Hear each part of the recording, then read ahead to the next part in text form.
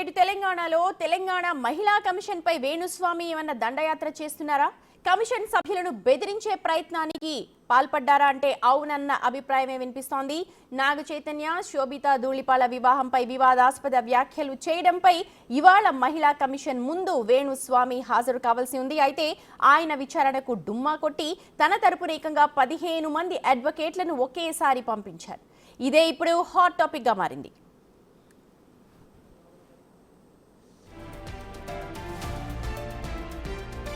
ఒక కేసులో ఒక వ్యక్తి తరపున 15 మంది అడ్వకేట్లు రావడం ఏంటన్నది మహిళా కమిషన్ సూటి ప్రశ్న. హైకోర్టు ఆదేశాలతో వారం రోజుల క్రితమే వేణుస్వామికి మహిళా కమిషన్ నోటీసులు ఇచ్చింది. విచారణకు రావాలని కోరింది. వేణుస్వామి రాకుండా ఆయన తరపున 15 మంది అడ్వకేట్లు రావడంతో మహిళా కమిషన్ సిబ్బంది అవాక్కయ్యారు. అంతమంది అడ్వకేట్లు రావాల్సిన అవసరం ఏంటి అని కమిషన్ ప్రశ్నించింది. వేణుస్వామి తీరుపై మహిళా కమిషన్ తీవ్ర ఆగ్రహం వ్యక్తం చేసింది.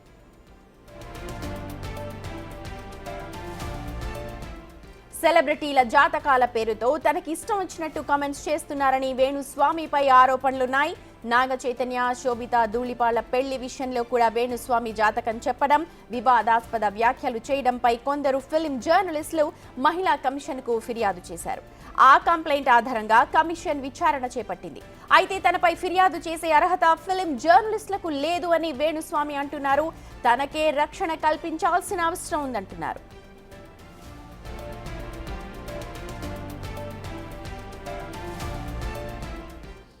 మా అసోసియేట్ ఇన్పుట్ ఎడిటర్ నగేష్ ఉన్నారు పూర్తి ఘటనకు సంబంధించిన అప్డేట్స్ అందించడానికి. నగేష్, ఎందుచేత రాలేదు వేణుస్వామి, అలాగే 15 మందిని పంపించడాన్ని మనం ఎలా చూడాలి? వేణుస్వామి జ్యోతిష్యుడిగా తనకి హై ప్రొఫైల్ క్రియేట్ చేసుకున్న పరిస్థితి.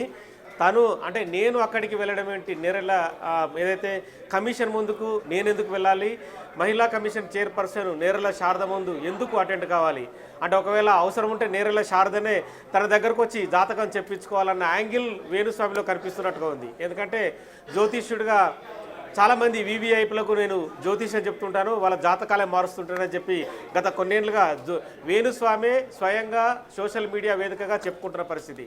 చాలా జాతకాలు తారుమారయ్యాయి. చాలామంది గెలుపు ఓటర్ల మధ్య నలిగిపోయిన పరిస్థితి. ఎందుకంటే వైఎస్ జగన్ ఈ ఆంధ్రప్రదేశ్లో ముఖ్యమంత్రి అవుతాడని చెప్పాడు, అక్కడ వైఎస్ జగన్ ఓడిపోయాడు పూర్తిగా. తెలంగాణలో కేసీఆర్ ముఖ్యమంత్రి అవుతాడని చెప్పాడు, కేసీఆర్ పూర్తిగా ఓడిపోయాడు. కేసీఆర్ ఫామ్ హౌస్ల నుంచే బయటకు రాని పరిస్థితి కనిపిస్తుంది. మరి అలాగే శోభిత నాగ చైతన్య శోభితకు సంబంధించిన వివాహానికి సంబంధించి వాళ్ళు పెళ్లి చేసుకుంటే విడిపోతారు, వాళ్ళ జాతకాలు, నక్షత్రాలు, తిథులు వగైరా వగైరా అవన్నీ కూడా సరిగా లేవని చెప్పారు. కానీ దీనిపైన ఫిల్మ్ జర్నలిస్టులు కంప్లైంట్ ఇచ్చారు. ఆ కంప్లైంట్ పైన వేణుస్వామి పైన కేసు నమోదైంది. తదుపరి మహిళా కమిషన్ కూడా ఆశ్రయించారు. మహిళా కమిషన్ను ఆశ్రయించడంలో తనకు స్టే ఇవ్వాలని చెప్పి హైకోర్టుకు వేణుస్వామి వెళ్ళారు. కానీ వేణుస్వామి పిటిషన్ను కోర్టు స్వీకరించింది. విచారించిన తర్వాత కమిషన్ ముందు హాజరుకై వేణుస్వామి ఏదైతే జాతకాలకు సంబంధించి చెప్పాడో ఖచ్చితంగా వివరణ ఇవ్వాలి అని చెప్పింది. ఇవాళ 14వ తారీఖు వేణుస్వామి స్వయంగా మహిళా కమిషన్ ముందు అటెండ్ అయి తన వివరణ ఇవ్వాల్సి ఉంది. కానీ ఒక కవర్లో తనకు సంబంధించిన వివరణ ఇచ్చుకున్నాడు. అంటే తాను ఒక కల్మషం లేని వ్యక్తిని, గొప్ప జ్యోతిష్యుడిని, తన దగ్గరికి చాలామంది వస్తుంటారు, ఎవరు తనపైన కంప్లైంట్లు ఇవ్వలేదు, తాను అంటే నిష్కలంగా. నగేష్, అసలు ఎక్కడున్నాడు వేణుస్వామి? తన తరఫున 15 మందిని పంపించాడు, కరెక్టే. అలాగే మీరు అన్నట్టుగా ఏవైతే జాతకాలు చెప్పాడో అవన్నీ కూడా తారుమారైపోయాయి. ఒకవేళ ఇవన్నీ తారుమారైతే నేను జాతకం చెప్పడం మానేస్తాను అని చెప్పి కూడా చెప్పిన సందర్భం ఉంది. కానీ మళ్ళీ జాతకాలు యాజ్ ఇట్ ఈజ్గా ఫేస్బుక్ వేదికగా, ఇన్స్టాగ్రామ్ వేదికగా రెగ్యులర్గా చెప్తూనే ఉన్నాడు. కానీ వేణుస్వామి ప్రస్తుతం మణికొండలోనే సొంత ఇంట్లో ఉన్నాడు. కానీ తనకు సంబంధించిన ఒక 15 మంది లాయర్లను ఇవాళ దండయాత్ర రూపేణా వెళ్ళినట్టుగానే మనం భావించవచ్చు. ఎందుకంటే 15 మంది లాయర్లు వెళ్లాల్సిన అవసరం కూడా ఏముంటుంది? ఒక లాయర్ వెళ్ళి ఆ వివరణ ఏదో వేణుస్వామి ఇచ్చిన వివరణ వాళ్ళకి ఇస్తే సరిపోతుండే. అసలు వెళ్ళిన లాయర్లు కూడా మామూలుగా ఉండకుండా మీ కమిషన్కి ఏ అవుతుంది, అసలు ఈ కమిషన్ ఎందుకు పెట్టారు, ఈ కమిషన్కి సంబంధించిన విధి విధానాలు ఏంటి, అవన్నీ ప్రశ్నించారు. సో మొత్తానికైతే కమిషన్లో ఉన్న మిగతా ఉద్యోగులు కానీ, అందులో ఉన్న కొంతమంది సభ్యులు కానీ వాళ్ళంతా కూడా కొంత భయభ్రాంతులకు గురైన పరిస్థితి. ఒక 2 గంటల సేపు నానా హంగామా సృష్టించి వెళ్ళిపోయిన పరిస్థితి. ప్రస్తుతం అయితే మహిళా కమిషన్ చైర్పర్సన్ అందుబాటులో లేరు.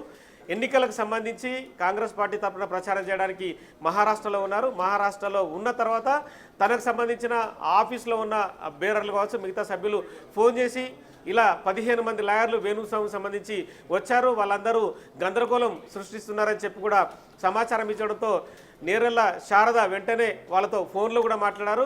కానీ వాళ్ళు తమ విధి విధానాలు కానీ వ్యవహారాలు కూడా ఏవి వినకుండా వాళ్ళే రివర్స్ యాంగిల్లో దాడి చేసి వెళ్ళిపోయిన పరిస్థితి. నగేష్, ఇంకొక విషయం, అసలు ఫిలిం ఫెటర్నిటీని జర్నలిస్టులు ప్రశ్నించే అర్హత లేదు అంటున్నారు. కానీ ఒక పబ్లిక్ ఫిగర్లో పబ్లిక్ ఇమేజ్ ఉన్న వ్యక్తులపై ఇలా అనుచిత వ్యాఖ్యలు అంటే ఎంతవరకు జాతకాల నమ్మకం ఒక ఎత్తైతే ఇలా మాట్లాడడం ఎంతవరకు కరెక్ట్ అండ్ ఆ రైట్ ఉండదంటారా? ఖచ్చితంగా జ్యోతిష్యుడు, రాజకీయ నేత, ఒక పోలీసు, ఒక న్యాయవాది, న్యాయమూర్తి చట్టంలో ఎవరికి ఇలాంటి వ్యవహారాలు ఎవరికి వర్తించవు. ఖచ్చితంగా ఏ వ్యక్తి అయినా చట్టంలో నేను కంప్లైంట్ ఇస్తా కనుక ఆ వ్యక్తి దోషిగా ఉంటే ఆ దోషికి సంబంధించి ఖచ్చితంగా వాళ్ళు ఇన్పుట్స్ తీసుకుంటారు, దానిపైన కేసులు నమోదవుతాయి, అవసరమైతే సామాన్లు ఇస్తారు, రకరకాల వ్యవహారాలు ఉంటాయి. మరి జ్యోతిష్యుడుగా ఉన్న వేణుస్వామి అందుకు భిన్నమేం కాదు. జ్యోతిష్యుడు అయినా సరే ఎవరైనా సరే ఖచ్చితంగా అటెండ్ కావాల్సిందే. అంటే అటెండ్ అయితే తన పరువు ఎక్కడ పోతుందో యాంగిల్ మరి జ్యోతిష్యుడు వేణుస్వామికి ఉందో లేదో తెలియదు. కానీ ఒకరి అర్హతను ప్రశ్నించడం అనేది కూడా ఖచ్చితంగా తప్పే. ఎందుకంటే జర్నలిస్టులుగా ఉన్నవాళ్ళు చాలా వార్తలు రాస్తుంటారు, చాలా వ్యవహారాలు చూస్తుంటారు, వాళ్ళు కంప్లైంట్ ఇచ్చారు. ఆ కంప్లైంట్కు సంబంధించి వివరణ ఇవ్వడంలో తప్పేం లేదు. కానీ వేణుస్వామి మాత్రం తనకు తానే మరి భగవంతుడిగా భావించుకున్నాడా, తనకు తానే గొప్ప వ్యక్తిగా భావించుకున్నాడా మాత్రం ఖచ్చితంగా తెలియాల్సిన అవసరం కూడా కనిపిస్తుంది. మరి ఫేస్బుక్ వేదికగా, ఇన్స్టాగ్రామ్ వేదికగా చాలామందిని విమర్శిస్తూ పోస్టులు పెడతారు. చాలా ఇంటర్వ్యూలో కూడా నేను చెప్తే ఇది జరిగింది, నేను చెప్తే ఇక్కడ మార్పులు జరిగాయని చెప్తుంటారు. మరి అదే వేణుస్వామిని కాంటాక్ట్ చేశారా, అసలు అందుబాటులో ఉన్నాడా? ఎందుకంటే మీరు అన్నట్టుగా ఒక వివరణ ఇచ్చి ఒక ఇన్స్టాగ్రామ్లో ఆయన చెప్పదలుచుకుని చెప్తే సరిపోయేది. కానీ 15 మందిని మహిళా కమిషన్ దగ్గరికి పంపించడం అది ఒక అంటే భయపెట్టే ఒక ధోరణి లాగానే చూడాలి మనం. ఖచ్చితంగా. ఎందుకంటే ఇవాళ 14వ తారీఖు హైకోర్టు కూడా ఆర్డర్ చేసింది వేణుస్వామిని పర్సనల్గా కమిషన్ ముందు హాజరై వివరణ ఇవ్వాలని చెప్పి హైకోర్టు తన ఆర్డర్లో మెన్షన్ చేస్తూ పంపించింది. మరి హైకోర్టు అదే వేణుస్వామి హైకోర్టుకి వెళ్ళి ఎవరైతే మహిళా జర్నలిస్టులు వేసిన కేసు విచారణార్హం కాదని చెప్పి తనే వెళ్ళారు. మరి అదే ఉన్నత న్యాయస్థానం చెప్పిన తర్వాత వేణుస్వామి ఎందుకు వెళ్ళలేదనేది మాత్రం ఖచ్చితంగా ఇక్కడ క్వశ్చన్ రేజ్ అవుతుంది. మరి ఉన్నత న్యాయస్థానాన్ని కూడా మరి వేణుస్వామి గౌరవించాలి కదా. మరి గౌరవించకుండా మహిళా కమిషన్కు తన దండుపాల్యాన్ని అంతా కూడా పంపించి 15 మందిని పంపించి మీకేం అర్హత ఉంది, మీరు ఎందుకు పిలుస్తున్నారని యాంగిల్ని క్వశ్చన్ చేయడం మాత్రం ఇది ఎవరు కూడా సహించడం లేదు. చాలామంది అంటే న్యాయవాదులు కావచ్చు, న్యాయ నిపుణులు కావచ్చు, ఎవరైనా సరే ఇలాంటివి సరికాదు. ఖచ్చితంగా ఒక్క నిమిషం ఉండండి, మనం వేణుస్వామితో మాట్లాడే ప్రయత్నం అయితే చేద్దాము. ఒకసారి ఫోన్ నెంబర్ కలుపుతున్నారు, చూద్దాము మరి ఫోన్ లిఫ్ట్ చేస్తారో లేదో. Right, hello. Right, big TV వేణుస్వామిని తో మాట్లాడే ట్రయల్ అయితే వేసింది. మాట్లాడడానికి ముందుగా లిఫ్ట్ చేసినట్టుగా మనకు తెలుస్తోంది, ఆ తర్వాత కట్ చేశారు. సో తన తరఫున ఒక 15 మందిని ఇవాళ మహిళా కమిషన్ ముందుకు పంపించి ఒక భయపెట్టే ప్రయత్నం చేశారు అని చెప్పి అక్కడ ఉన్న వాళ్ళందరూ కూడా అన్నారు. ఇది మేము చెప్తున్నది కాదు, మహిళా కమిషన్ సభ్యులే డైరెక్ట్గా ప్రశ్నించారు. రైట్ నగేష్, చెప్పండి మీరు. 15 మంది న్యాయవాదులు ఒక జ్యోతిష్యుడి తరఫున వెళ్ళి మహిళా కమిషన్ను ప్రశ్నించాల్సిన అవసరం ఎట్టి పరిస్థితులు లేదు. ఎవరైనా సరే అంటే ఎలాంటి కేసులో అయినా సరే వాళ్ళు ఎవరు ఏ స్థాయిలో ఉన్నా ఏ హోదాలో ఉన్నా ఖచ్చితంగా సమన్లు జారీ అయిన తర్వాత విచారణకు హాజరు కావాల్సిందే. ఇవాళ ఒక చిన్న కేసు మనం చూసుకుంటే జూబ్లీస్ పోలీస్ స్టేషన్లో ఫోన్ ట్యాపింగ్ సంబంధించి ఎమ్మెల్యేలకు నోటీసులు ఇస్తే వాళ్ళందరూ హాజరయ్యారు, వాళ్ళంతా వివరణించిపోయారు. ఏది అతీతం కాదు కదా. అతీతం అనేది మరి జ్యోతిష్యంలో ఉందనేది లేదనేది మరి వేణుస్వామి మరి వివరణ ఇవ్వాల్సిన అవసరం కనిపిస్తుంది. ఎందుకంటే తాను మనుషులకు అతీతుడుగా భావిస్తున్నాడు అనేది మాత్రం ఇక్కడ వేణుస్వామి జాతకాన్ని ఇప్పుడు మరొకరు ఎవరైనా చెప్పాలేమో. ఖచ్చితంగా చెప్పాల్సిన అవసరం కనిపిస్తుంది. ఎందుకంటే ఉన్నత న్యాయస్థానాన్ని గౌరవించని వ్యక్తి మహిళా కమిషన్ను గౌరవించకుండా ఇంట్లో కూర్చుండి 3,000 10,000 ఇస్తే అపాయింట్మెంట్స్ ఇస్తూ జ్యోతిషాలు చెప్పి మరి వాళ్ళ జీవితాలు కూడా ఏం బాగుపరుస్తాడని మాత్రం ఇక్కడ ఖచ్చితంగా క్వశ్చన్గానే ఉంది. నగేష్, ఇప్పుడు డైరెక్ట్గా ఎవరికి కూడా చెప్తున్న దాఖలాలు కనిపించట్లేదు. ఒకసారి మనం వేణుస్వామి గురించి కనుక మాట్లాడుకుంటే ఆయన అపాయింట్మెంట్ దొరకడానికే చాలా అష్టకష్టాలు పడేవారు. అపాయింట్మెంట్ దొరికినా ఆయనను తీసుకొచ్చి జాతకాలు చెప్పించుకున్న సెలబ్రిటీలు ఉన్నారు, అలాగే ఇతరత్ర జనాలు ఉన్నారు. కానీ ఇప్పుడు డైరెక్ట్గా ఎవరిని కలవట్లేదు. ఈ అంశాలన్నింటినీ ఒకసారి చెప్తారా? కలుస్తా అంటే కొద్ది కాలం క్రితం కొంత ఇబ్బందికర పరిస్థితులు తలెత్తాయి. ఫిల్మ్ జర్నలిస్టులు కంప్లైంట్ ఇచ్చిన తర్వాత తనను చంపేస్తున్నారని చెప్పి ముందు తన భార్యను పెట్టుకొని వెనుక నుంచి ఒక వీడియో కూడా చేశాడు. కొన్ని కోట్లు ఇవ్వాలని చెప్పి డిమాండ్ చేశారని చెప్పి కూడా ఆ వీడియోలో చెప్పుకొచ్చాడు. మరి తను ఆ సమయంలో చూస్తే కనుక ఏదో అంటే కొంత ఇబ్బంది పడుతున్నట్టుగా, తనని ఏదో ఒక రకమైన భయానికి గురి చేస్తున్నట్టుగా హావాభావాలను క్రియేట్ చేస్తూ చెప్పిన పరిస్థితి.